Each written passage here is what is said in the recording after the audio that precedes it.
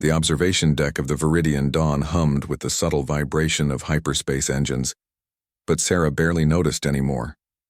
3 months into the joint exploration mission, the sounds of the ship had become as familiar as her own breathing.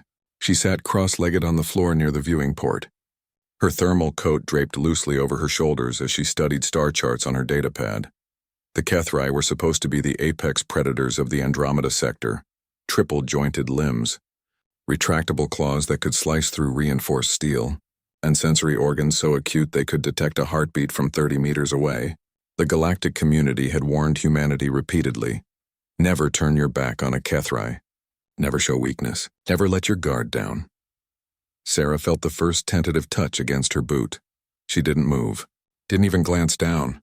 Her eyes remained fixed on the glowing star map, though every human instinct screamed at her to acknowledge the small creature testing the waters of her tolerance. Tahreen was the smallest of Ambassador Kresh's offspring, barely the size of a terrier, with midnight blue fur that hadn't yet developed the silver striping of adulthood. The cub's heat signature was unmistakable to Sarah's peripheral awareness, a tiny warm spot in the cool, recycled air of the deck. The humans had been briefed extensively before the mission. Kethri cubs were not pets. They were not safe. Their hunting instincts manifested early, and those needle-sharp milk teeth could tear through flesh with disturbing efficiency. Several crew members from other species gave the ambassador's family a wide berth, their own predatory or prey instincts warning them away. But Sarah had grown up with barn cats on the agricultural colonies of Tau Ceti.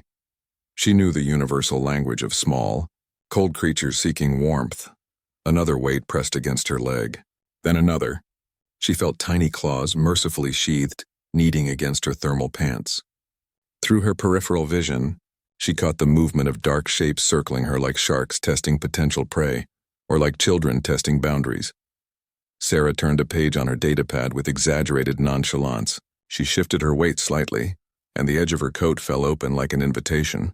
The deck's environmental systems were optimized for the Valorian crew, bipedal reptilians who preferred temperatures that left most other species reaching for extra layers.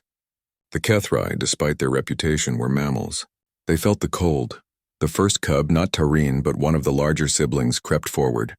Sarah felt the weight settle against her hip, a warm bundle of fur and potential violence tucking itself into the shadow of her coat. She didn't react, didn't reach down to pet or acknowledge. She simply tore aloud. That was the trick she'd learned. Permission without expectation. Presence without demand.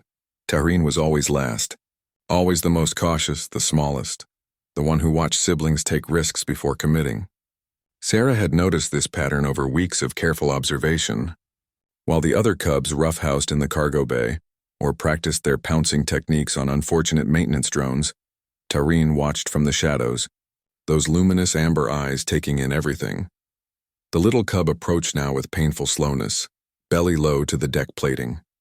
Sarah continued her performance of complete disinterest, scrolling through star charts she'd memorized days ago. She felt Tahreen's cold nose press against her wrist, a test, a question. Sarah's finger didn't even pause in its scrolling. Tahreen crawled forward, squeezing between Sarah's crossed legs and the inner lining of her coat. The cub was shivering, she realized. How long had the little one been cold before mustering the courage to seek warmth from the strange, soft-skinned alien?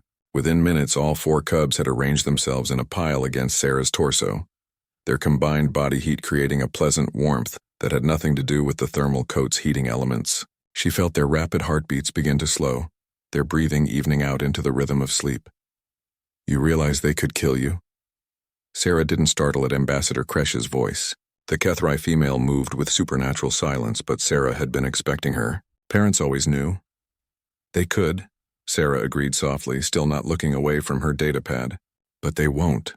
Kresh's secondary arms folded across her chest, a gesture of confusion the translator algorithm struggled with. You are not afraid. Why? Should I be? Sarah finally looked up, meeting the ambassador's compound eyes. They're children. Cold children who wanted warmth. That's not complicated. They are Kethri children. We have been the dominant predators of 17 systems for 3,000 years. Our young are trained from birth to hunt, yes. I've read the briefings. Sarah's voice remained gentle, but I've also watched Tahreen share food with the smallest sibling when they thought no one was looking. I've seen them all pile together for comfort after a nightmare. Predators you may be, Ambassador, but you're also parents, and your children are still children. Kresh was silent for a long moment. On her chest, Tareen made a small chirping sound in sleep, one tiny paw flexing against Sarah's shirt. The Valorians warn their young about us, Kresh said quietly. The Xenar refused to share quarters on our ships. Even the humans gave your crew extensive safety protocols. Humans are predators too, Sarah said. Maybe that's why I'm not afraid. We recognize the dance, the testing of boundaries, the seeking of warmth and safety. She finally allowed herself a small smile. Besides, I grew up with animals that were just as likely to bite as to purr. You learn to read the signals. And what do the signals tell you now? Sarah looked down at the pile of sleeping cubs, their fearsome claws retracted, their powerful jaws slack with dreams. Tareen had drooled slightly on her shirt. That they trust me, and that's not a gift I take lightly. Kresh's posture shifted, a subtle unclenching that might have been relief. The other species call your kind foolish, reckless. They say humans befriend anything with a pulse. Maybe. Sarah's hand hovered over Tahrin's head for a moment before she thought better of it and returned to her data pad. Even in sleep, dignity mattered. Or maybe we just understand that the scariest monsters often need the same things we do. Warmth, safety, someone to pretend not to notice when they're vulnerable. The ambassador made a sound that the translator rendered as laughter, though it sounded more like distant thunder.